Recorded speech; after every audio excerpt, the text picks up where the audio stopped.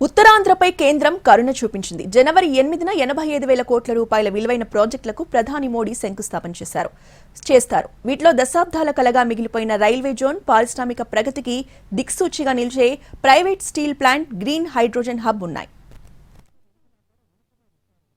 ఉత్తరాంధ్ర బహుముఖ అభివృద్ధి లక్ష్యంగా ఎన్డీఏ సర్కార్ కీలక ప్రాజెక్టులకు శ్రీకారం చుట్టింది. జనవరి 8న రాష్ట్రానికి రానున్న ప్రధాని నరేంద్ర మోడీ 85,000 కోట్ల విలువైన పనులను ప్రారంభించనున్నారు. వీటిలో railway zone, NTPC green hydrogen hub, Mittal steel plant ప్రధానమైనవి.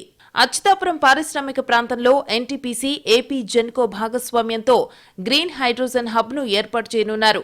అలాగే నక్కపల్లి సమీపంలో పారిశ్రామిక దిగ్గజ సంస్థ Mittal group integrated steel plant ను నిర్మించనుంది. 2 దశల్లో నిర్మితం కానున్న స్టీల్ ప్లాంట్ రాకతో ఈ ప్రాంతం ముఖచిత్రం మారిపోతుందనే అంచనాలున్నాయి. మరోవైపు దశాబ్దాల నాటి కలగా మిగిలిపోయిన రైల్వే జోన్ ఎట్టకేలకు సాకారమవుతోంది. విశాఖ కేంద్రంగా దక్షిణ కోస్తా రైల్వే జోన్ కేంద్ర కార్యాలయం నిర్మాణ పనులను ప్రధాని ప్రారంభిస్తారు. విభజన చట్టంలో విశాఖ కేంద్రంగా రైల్వే జోన్ను కేంద్రం ప్రకటించింది. దాదాపు 5 ఏళ్లు జోనల్ హెడ్ క్వార్టర్స్ నిర్మాణానికి అవసరమైన భూ కేటాయింపులపై సందిగ్ధత నడిచింది. ముడసర్లోవ దగ్గర గత ప్రభుత్వం ప్రతిపాదించిన సుమారు 50 ఎకరాలపై ఉన్న సమస్యలను కూటమి సర్కారు క్లియర్ చేసింది. ఇప్పటికే టెండర్ల ప్రక్రియ ముగింపు దశకు చేరుకుంది. డబుల్ ఇంజన్ సర్కార్ ఆలోచనలు అభివృద్ధికి బాటలు వేస్తున్నాయని కేంద్ర మంత్రి రామ్మోహన్ నాయుడు చెప్పారు. ఎన్డీఏ ప్రభుత్వం వచ్చిన తర్వాత రైల్వే జోన్కి సంబంధించినటువంటిది కూడా చాలా స్పీడప్ చేశాం.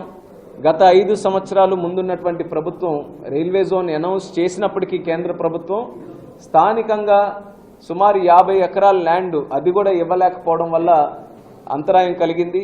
మళ్ళీ మన ప్రభుత్వం వచ్చిన తర్వాత డబుల్ ఇంజిన్ సర్కార్ తాలూకా స్పీడ్తో ఆ భూమిని కూడా ఈరోజు కేటాయించి వేగవంతంగా పనులు మొదలుపెట్టడానికి కార్యాచరణ కూడా మొదలుపెట్టాం. జనవరి 8న ప్రధాని అనకాపల్లి జిల్లా పర్యటనను రాష్ట్ర ప్రభుత్వం అత్యంత ప్రతిష్టాత్మకంగా భావిస్తోంది. కూటమి ప్రభుత్వం అధికారంలోకి వచ్చిన తరువాత ప్రధాని తొలి పర్యటన కాగా భారీ బహిరంగ సభను కూడా ఏర్పాటు చేసేందుకు సన్నాహకాలు చేస్తోంది. వాస్తవానికి నవంబర్లోనే ఈ ప్రాజెక్టుల శంకుస్థాపన ప్రధాని చేతుల మీదుగా జరగాల్సి ఉండగా తుఫాన్ కారణంగా వాయిదా పడింది.